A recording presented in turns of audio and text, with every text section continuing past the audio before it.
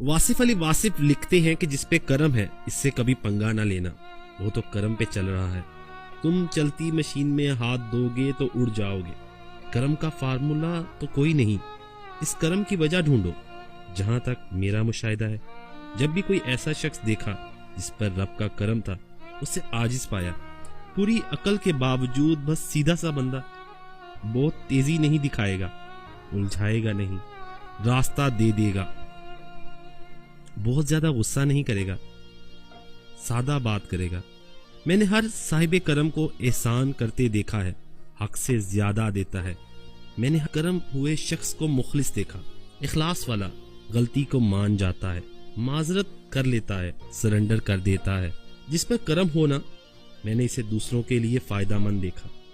یہ ہو نہیں سکتا کہ آپ کی ذات سے نفع ہو رہا ہو اور اللہ آپ کے لیے کشادگی کو روک دے اور وہ کرم کرے گا۔